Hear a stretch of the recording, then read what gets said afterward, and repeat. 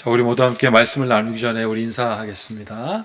오늘도 우리 하나님 아버지와 예수 그리스도로부터 오는 크신 은혜와 평강이 여러분들과 함께 하시기를 바랍니다. 아멘. 자, 우리 주변에 있는 분들에게도 하나님의 평강이 함께 하시길 바랍니다. 이렇게 인사할까요? 아멘. 자, 오늘 우리 말씀을 나누기 전에 우리 믿음으로 함께 같이 선포하겠습니다. 성경은 하나님의 말씀입니다. 오늘도 하나님께서 주님의 말씀을 통해 이 성경의 진리를 나에게 선포하실 것입니다. 아멘. 여러분, 신령과 진정으로 예배하는 자라는 말씀을 선포하기 전에 우리는 인사했습니다. 하나님의 평강이 여러분과 함께 하시기를 바랍니다. 주변에게도 인사했습니다. 하나님의 평강이 여러분들과 함께 하신다고 선포한 이 선포가 나는 그냥 여러분들의 입술의 습관이 아니길 바랍니다. 능력이어야 돼요. 하나님의 평강이 당신과 함께 하시길 바랍니다. 그 평강이 예수님께서 뭐라고 했습니까? 받아들이는 자는 그 집에 아버지의 평강이 가득할 것이고 거절하는 자는 그 신의 먼지를 떨어버리라고 했고, 그 평강이 누구에게 간다 그랬습니까? 그 평강을 선포하는 자에게 간다 그랬습니다. 그러니 여러분들이 누군가에게 이 진심으로 선포할 때 얼마나 중요합니까? 오늘 사도 바울 선생님은 뭐라고 얘기를 했냐면, 환난은 인내를 낳고 인내는 연단을 이루는 소망에 이르게 한다 그랬습니다. 환난이 인내를 낳고 인내가 소망을 낳는데, 여러분 애매하게 대충 알면 그게 되겠습니까? 환난이 인내가 되고 인내가 소망이 되는 것은 확실하게 알아요. 이 말씀처럼 신령과 진정이어야 한다는 거예요. 그게 확실해야 하나님과 내가 만나는 예배 가운데 은혜가 되고 우리의 삶 속에 누군가가 하나님께서 주신 큰 은총의 만남을 주는 거예요. 나는 여러분들이 이렇게 확실한 소망의 만남이 여러분들에게 있기를 축복합니다. 여러분, 혹시 이런 경험 있지 않으세요? 요거 알 것 같은데 이게 애매하네, 알쏭달쏭하는 경우. 여러분들 학창시절에 경험했을 겁니다. 이게 문제를 푸는데 이게 알쏭달쏭. 이거는 아는 걸까요? 모르는 걸까요? 답을 막 내고 계십니다. 제가 대학교 다닐 때 특별한 교수님이 계셨습니다. 이분은 시험 볼 때 학생들이 질문하면 답을 얘기해줘요. 그러니 공부 열심히 한 친구들에게는 이거 불공평하지 않습니까? 왜 답을 얘기해 주니까? 그런데 그 교수님에게는 특별한 원칙이 있었습니다. 이런 원칙이에요. 두 가지인데, 공부한 사람은 내가 답을 말해주면, 누군가 질문해서 자기가 답을 얘기해 주면 공부한 사람은 그 답을 확실하게 알았을 것이고, 불평은 두 번째 다 확실하게 할 것이고, 애매모호하게 아는 사람들은 본인이 답을 얘기해줘도 못 쓴대요.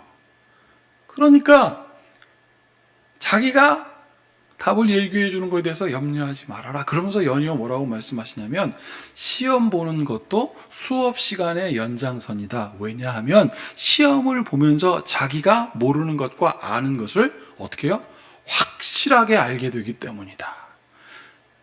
이게 벌써 30년 전 이야기예요. 30년도 더 됐습니다. 그러면서 그분의 마지막에 뭐라고 그러냐면, 애매하게 아는 것은 모르는 겁니다. 이러더라고요.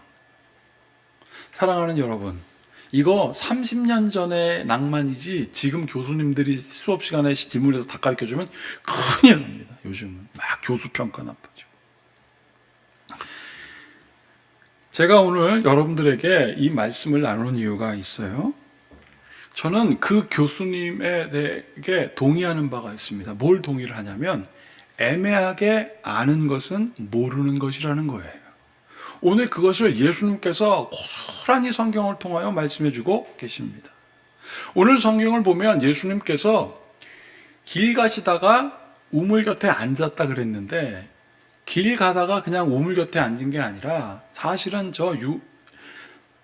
예루살렘부터 수가성이라고 하는 것까지 오랫동안 여행하셨어요. 영어 성경에 보면 journey라고 되어 있습니다. 이건 여행했다는 뜻인데, 그냥 친구들과 함께 즐겁게 여행한 게 아니라 자그마치 64km나 되는 데를 걸어서 올라가셨고, 그 올라가면서 그냥 쭉 걸어서 올라간 것이 아니라 세례를 베풀며 갔어요. 그것도 예수님이 직접 세례를 베푼 게 아니라 예수님의 제자들이 세례 베풀면서 가게 하시. 그게 1절부터 4절까지 나옵니다.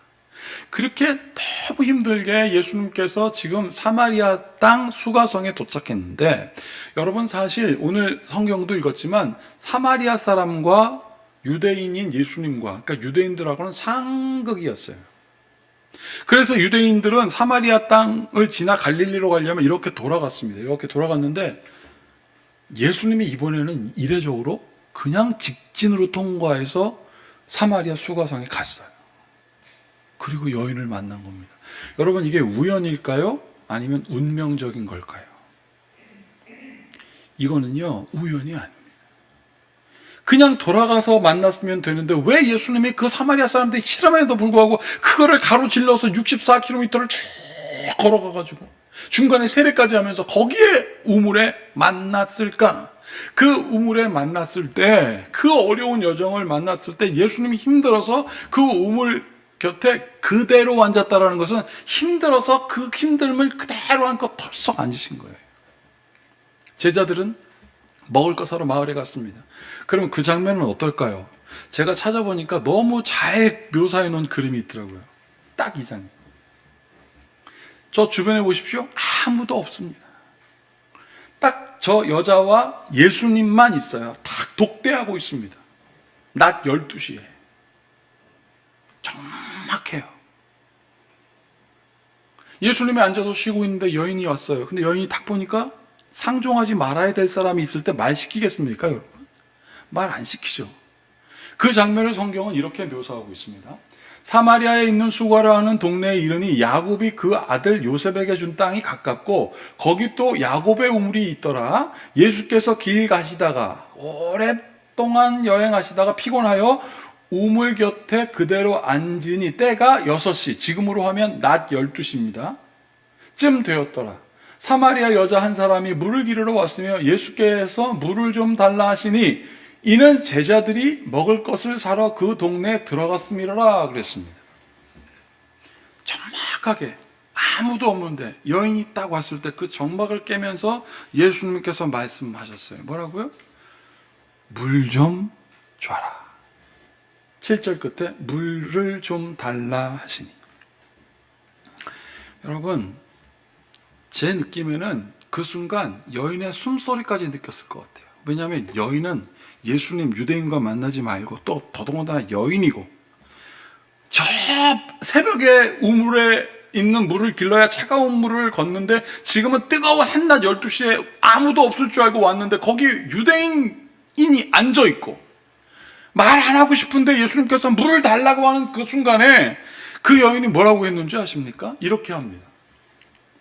사마리아 여자가 이르되 당신은 유대인으로서 어찌하여 사마리아 여자인 나에게 물을 달라 하시니까 하니 이는 유대인이 사마리아인과 상종하지 아니함이라. 딱 거절합니다. 물 좀 달라 그랬더니 반사 싫어요. 당신은 유대인이고 나는 사마리아인이기 때문에 말 시키지 마세요. 예수님께서 근데 뭐라고 하셨습니까? 여러분 보세요. 다 같이 읽어보겠습니다.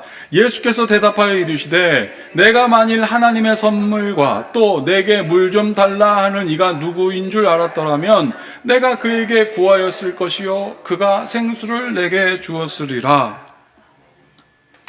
예수님께서 거절하는 여인에게 그냥 겉모습만 딱 보고 전 유대인 난 사마리아인 말 안 할 거야. 말도 시키지 마. 그러는 그 여인에게 예수님께서 정말 생뚱맞은 말씀을 하시죠. 내가 지금 하나님의 선물을 갖고 있고 또 내가 이 하나님의 선물을 갖고 있는 사람인 줄 알았고 내가 너한테 물 달라고 하는데 그가 하나님의 사람인 줄 알았다면 넌 나한테 생수를 달라고 했을 거야. 그러면 난 좋겠지. 여러분, 이거를 여러분 이해할 수 있어요? 그때 사마리아 여인이 이 얘기 듣고 무슨 생각했을까요?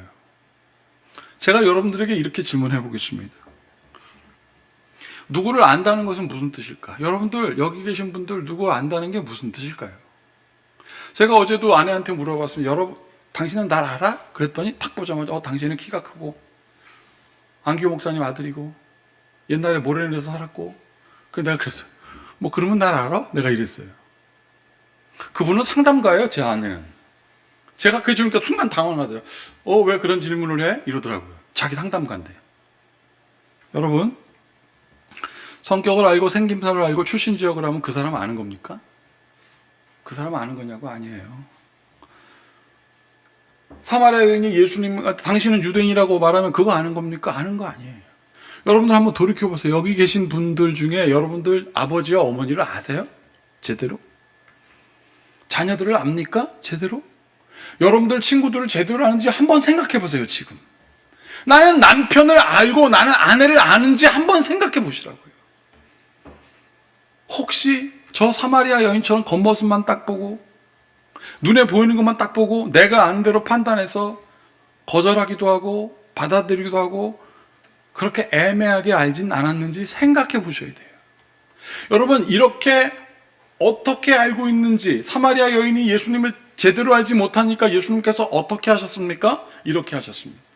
여자가 이르되 주여 물 기를 그릇도 없고 이 우물은 깊은데 어디서 당신이 그 생수를 얻겠사옵나이까? 우리 조상 야곱이 이 우물을 여기 우리에게 주셨고 또 여기서 자기와 자기 아들들과 짐승이 다 마셨는데 당신이 야곱보다 크니까.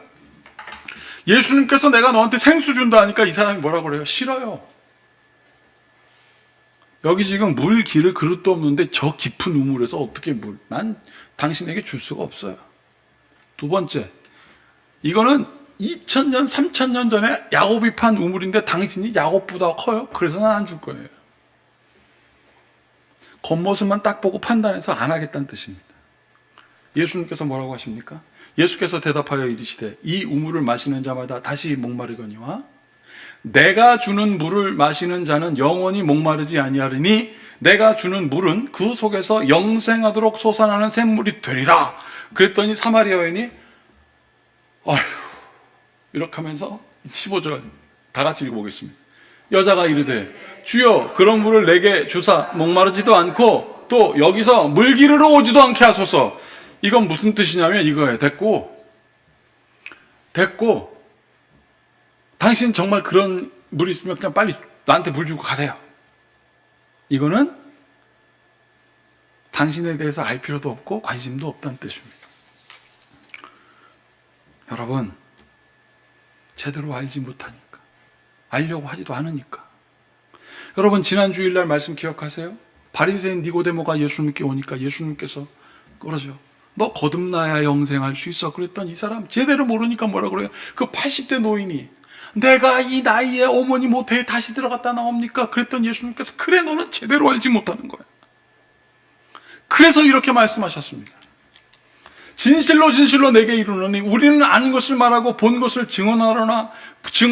그러나 너희가 우리의 증언을 받지 아니하였다. 알려고 하지 않잖아. 보려고 하지 않잖아. 제대로 모르잖아. 그러면서 바리새인인 니고데모의 걱정을 딱 짚어줍니다. 뭐라고 그랬다고요?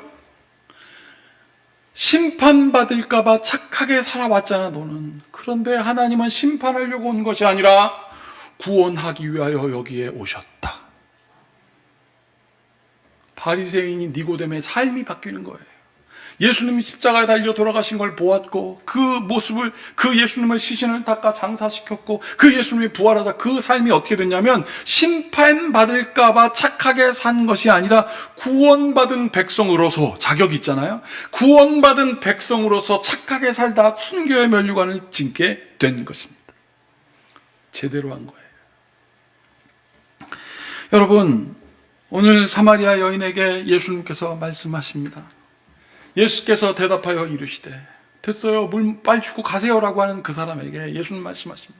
이 물을 마시는 자마다 다시는 목마르려니와 내가 주는 물을 마시는 자는 영원히 목마르지 아니하리니 내가 주는 물은 그 속에서 영생하도록 솟아나는 샘물이 되리라. 여자가 배척합니다. 여자가 이르되 주여 그런 물 내게 주사 목마르지도 않고 또 여기에 물도 기르지 않게 하시옵소서. 그러자 예수님께서 말씀하십니다. 이르되 가서 내 남편 오게. 그 여인의 마음을 탁 만진 거예요. 여러분, 저 위의 말씀 중요하지 않았어요. 여자는 아무래도 중요하게 났어요. 자기의 마음은 꽁꽁 숨기고 있는데 예수님께서 그 여인의 마음을 탁 만지시는 거예요. 어떻게? 내 남편 오게 해라. 여러분, 제가 우리 아내한테 어떻게 얘기했어요? 여보, 아는 게 뭐야? 한참 얘기하다 나중에 그러더라고요. 당신 그 얘기하려고 그러지. 뭐 마음이 통하는 거 이러더라고요. 제가 그 얘기하려고 그랬어요. 겉모습만 알면 아무 소용없어요. 마음이 통해야 돼요. 여러분 상담할 때 보면 여러 가지 상담 기법이 있습니다. 놀이치료, 미술치료, 음악치료, 행동치료, 뭐 이야기치료, 예술치료 엄청 많아요. 근데 그때 상담사들이 어떻게 합니까? 계속 말만 하는 줄 알아요? 아니에요. 모래치료하면서 손도 만지게 하고 여기다 크림해서 막 손도 서로 만지게 하고 그거 왜 하는 줄 아세요? 감정을 만나게 하려고, 마음을 만나게 하려고. 그러면 그 사람의 마음이 열려지면 마음이 서로 통하니, 여러분 여기 연애해 보신 분들 있잖아요, 그죠? 여기 연애해 보신 분들 좋을 땐, 마음이 통할 때는요 별로 웃긴 얘기 하나 할 때도 막 웃겨요. 그때는요 마음이 통해서 그냥 저 사람이 조금만 울어도 그러면서 이렇게 얘기합니다. 얼마나 무서웠어 그래, 얼마나 힘들었어, 정말 기뻤겠구나, 그런 일이 있어서 난 몰랐어, 내가 너한테 응원이 돼줄게. 이거는요 마음이 통해서 그래요. 그 예수님께서도 우리에게 뭐라고 했는지 아십니까? 다 함께 읽어보겠습니다. 너희가 내 안에 거하고 내 말이 너희 안에 거하면 무엇이든지 원하는 대로 구하라, 그리하면 이루리라. 아멘. 마음이 통하면 안 되는 게 없답니다. 마음이 통하니까 어떻게 돼요? 결혼해서 같이 살고 싶은 거 아니에요? 마음이 통할 때는 검은 머리가 파뿌리대로 같이 산다 그랬다가 마음이 안 통하니까 어떻게 돼요? 왜 마음이 안 통해요? 서로 마음이 통하고 기다려주고 들어주고 만져주고. 여기 뭐라고 돼 있어요? 무엇이든지 구하라, 원하는 대로 구하라, 이루리라. 사랑하는 여러분, 사람도 마음이 통하면 위로가 되건만, 하물며 하나님과 여러분들의 마음이 만나면 어떻게 될까요? 영생하는 겁니다. 성도가 서로 교통하는 것과 죄를 사해 주는 것과 몸이 다시 사는 것과 영원히 사는 것을 믿습니다라고 하는 사도 신조의 신앙 고백이 바로 그거예요. 하물며 동물, 미물이 우리가 함께 같이 마음을 나누다 죽으면 슬프잖아요. 제가 오늘 설교 시간에 그거를 준비를 했는데 오늘 우리 어떤 집사님이 그 얘기 딱 하는 거예요. 하물며 동물도 마음이 통하면 위로가 되고 마음이 아프건만 여러분들 이겠습니까? 오늘 그래서 예수님께서 그 여인의 마음을 만집니다. 마음이 통하기 시작합니다. 이렇습니다. 이르시되 가서 내 남편을 불러오라. 여자가 대답하여 이르되 나는 남편이 없나이다. 예수께서 이르시되 내 남편이 없다는 말이 옳도다. 너에게 남편 5이 있었고 지금 있는 자도 내 남편이 아니니 내 말이 참되도다, 진짜다. 19절, 여자가 이르되 주여 내가 보니, 감탄한 거예요. 선지자, 먼저 본 분, 먼저 아는 분이라고 그 여인이 이제야 고백합니다. 가라고, 유대인이니까 상종하지 않겠다고 내치던 그 여인이 예수님을 받아들인 거예요. 왜? 마음이 통한 거예요. 여러분, 이 예배는요, 우리가 드리는 이 예배는 그냥 일주일에 한 번 왔다가 만나서 가는 게 아니라 예배는 하나님과 내가 만나는 거예요. 아멘이에요. 예배를 통하여 말씀을 나누고 말씀 가운데 그래, 그 말씀이 이런 말씀이고 마음이 통하는 거 아니겠어요? 이 성만찬을 통하여 예수님께서 제자들에게 기억하라, 받아 먹어라, 이것은 나의 몸이다. 이것을 행할 때마다 나를 기념하라. 이것은 나의 피라. 너의 죄를 사하기 위하여 흘리는 내 피다. 이것을 행할 때마다 나를 기억해라. 알라는 뜻이에요. 제대로. 이렇게 서로 마음이 통하니 그제서야 이제 우리가 거절하고 우리가 부담스러웠던 에베소서 5장에 있는 말씀이 이해됩니다. 보세요. 남편은 아내 사랑하기를 그리스도께서 교회를 사랑하시듯 하라. 아내는 남편을 대할 때 머리이신 그리스도에게 복종하듯이 하라, 이거예요. 예수님께서 교회를 사랑하실 때 신령과 진정으로 사랑하셔서 목숨까지 버리셨잖아요. 여러분, 오늘 그 여인이 당신은 선지라고 싸게 마음이 탁 통하니까 예수님께서 이렇게 하십니다. 예수께서 이르시되 여자여 내 말을 믿으라.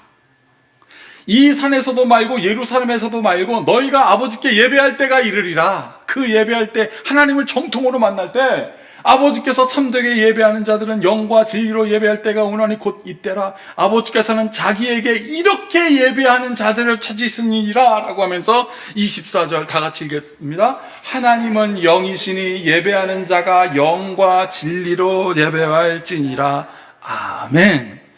두세 사람이 예수님 이름으로 모인 곳에 예수님이 함께 하신다는 것은요, 여러분, 약속이란 뜻입니다. 성경에 보면 구약성경 율법이라는 말을 히브리어로 베리스라고 합니다. 이렇게 쓰는 거예요. 베리스 이렇게 써요. 근데 이 말은 무슨 뜻이냐면 칼로 가르다라는 뜻이에요. 재물을 칼로 쫙 가르면 두 쪽이 될 거 아니겠습니까? 그럼 그 사이에 뭐가 있느냐는 거예요. 그 사이에 약속이 있는 거예요. 하나님께서 여러분들에게 율법이라 하는 이 성경이라는 말씀은 우리의 삶의 약속입니다. 하나님이 거하시는 약속이에요. 오늘 그래서 시편 기자는 나는 하나님을 대충 알지 않을래. 나는 하나님을 애매하게 알지 않을 거야. 하나님이 나는 누군지 확실히 알아. 우리 여러분도 함께 같이 선포합시다. 그러면서 노래한 시편의 노래가 바로 이 노래입니다.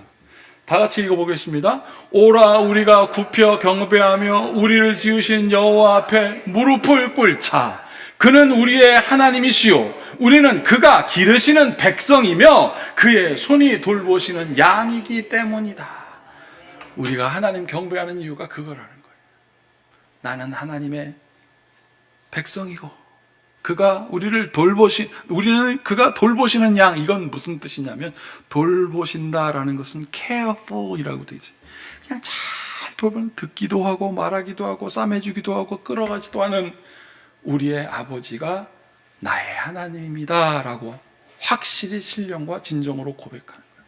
여러분, 제가 오늘 이 말씀을 준비하고 나서 이 사마리아 여인이 예수님 만나고 나서 어떤 삶을 살았을까? 사마리아 여인이 이런 노래 불렀겠구나라는 생각이 들더라고요. 주께 가까이 날 이끄소서. 간절히 주님만을 사모합니다. 채워주소서. 주의 사랑으로 진정한 진정과 진정으로 예배할 수 있도록 목마른 내 영혼 간절히 주님을 바라오니 내 마음 만져주소서. 여러분들의 마음을 만지시는 주님께서 예수님의 이름으로 기도하는 사람에게 함께 하시고, 진짜 마음이 통하여 막 눈물을 흘려 슬퍼하기도 하고 막 눈물을 흘리기까지 기뻐하기도 하고 하는 놀라운 하나님의 놀라운 교통하심의 역사가 성령님 안에서 여러분들의 마음과 생각을 지킬지어다. 기도하시겠습니다. 주님, 신령과 진정으로 예배하는 자, 하나님 만나는 사람 되게 하여 주시옵소서. 나의 아내와 나의 남편과 나의 자녀와 나의 이웃과 우리 고우들이 성령 안에서 교통하게 하여 주시옵소서. 겉모습만 아는 애매한 삶이 아니라 마음이 진정으로 통하는 신령과 진정 있는 삶을 살아서 아버지의 마음에 쏙드는, 아버지의 마음에 합하여 하나님의 기쁨이 되는 성도들 되게 하시옵소서. 예수님의 이름으로 축복하고 기도하옵나이다. 아멘.